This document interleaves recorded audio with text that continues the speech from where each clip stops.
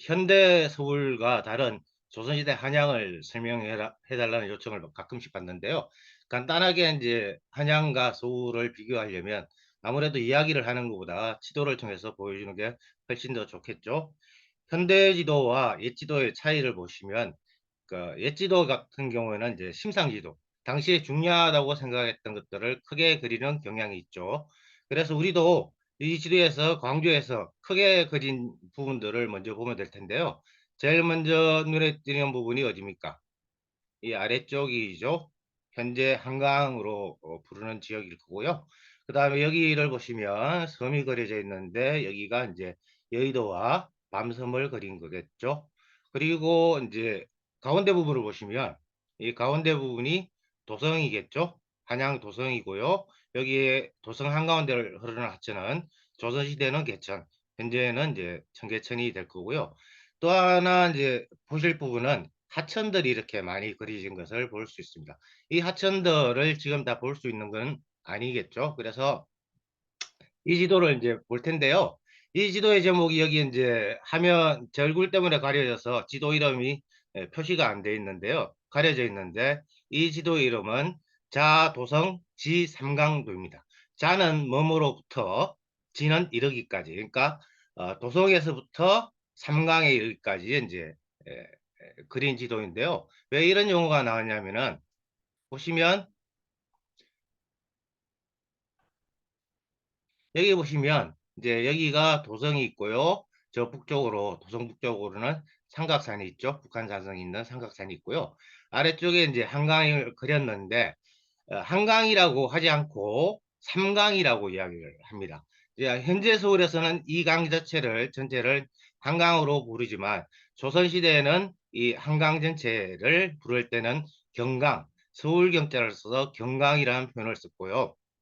그리고 이제 이 경강을 세 부분으로 끊어서 나눠서 본 거죠. 그래서 자, 도성, 지, 삼강도라는 이야기가 나왔고요. 삼강이라 하면 한강, 용산강, 서강을 지칭하는 거예요. 그러니까 경강, 지금의 한강인 경강을 세 군데로 끌어서 불렀는데 남산 아래 이제 여기 한강진역이 있지 않습니까? 한남대교 쪽 그 근방이 이제 한강이 되는 거고요. 좁게 한강을 봤을 때는 거기가 한강진이 있는 그쪽이 한강이 되는 거고요. 한남대교 근처. 그 다음에 이제 용산강.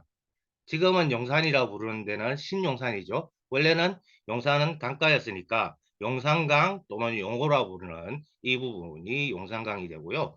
그 다음에 서쪽에 있는 강.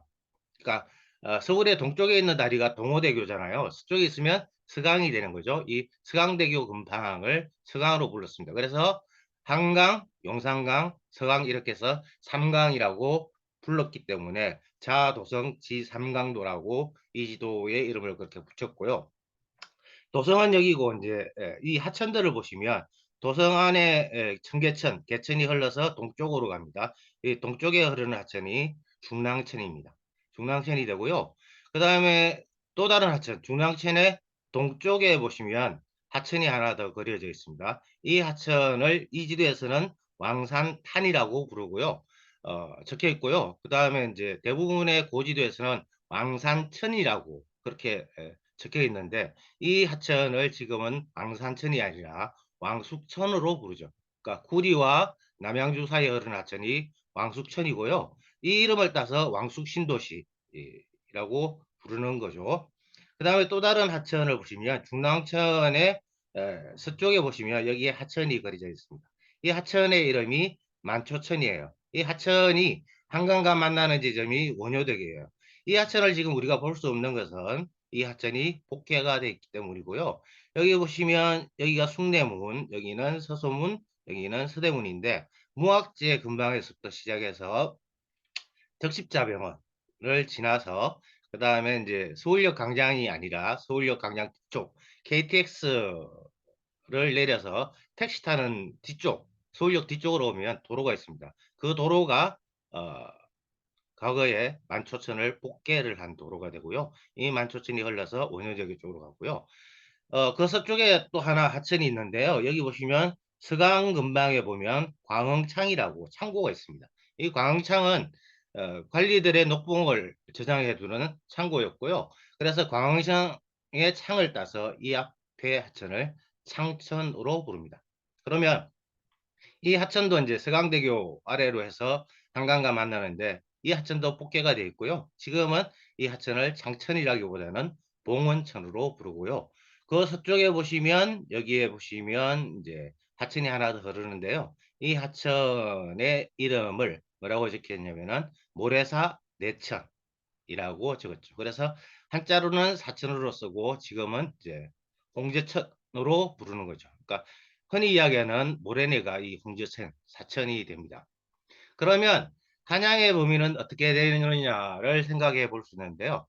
한성부는 이제 도성이랑 성박 지역이 합해진 거예요.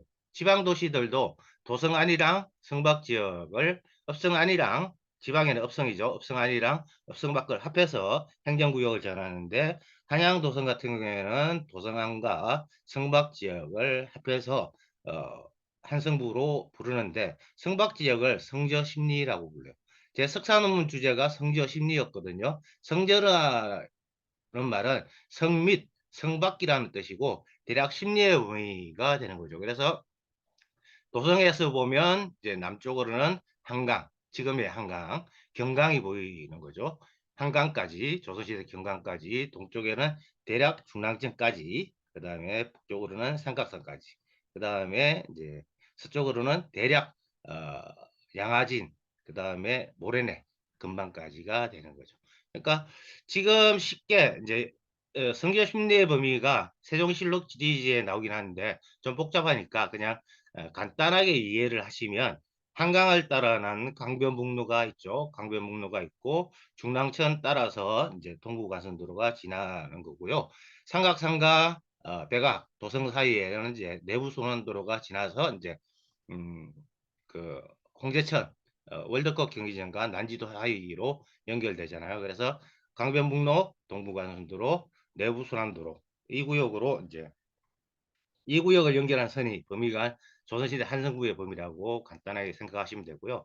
서울은 한강 남쪽까지 다 서울이잖아요. 그러니까 경강은 도성의 남쪽에 흐르는 강이 경강인데 한강은 서울특별시의 한강원도를 흘러요. 그러면 서울과 한성부의 범위는 달라지는 거죠. 그래서 저는 서울을 크게 네 구역으로 나눕니다.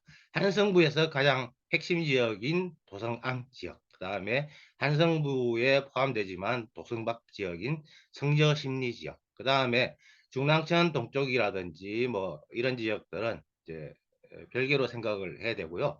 그 다음에 또 생각하는 게 이제 한강 주변 지역을 이제 하나의 범위로 잡고요. 그 다음에 이제 중랑천의 동쪽, 모래내의 서쪽, 그 다음에 한강의 남쪽, 특히 한강의 남쪽은 경기도였으니까 이런 지역으로 이제 도성안 지역, 도성박 지역, 한강, 경기도였다가 서울이 된 한강 남쪽 지역으로 서울을 네 지역으로 크게 구분해서 보는 편입니다. 그러니까 한성부가 바로 서울이 된 게 아니라 한성부 플러스 경기도 지역이 서울특별시가 된 거라고 볼 수 있습니다. 그러니까 공간의 범위는 그러니까 강북 같은 경우는 공간의 범위는 비슷하지만 어, 지역의 형성 원리가 달랐던 거죠.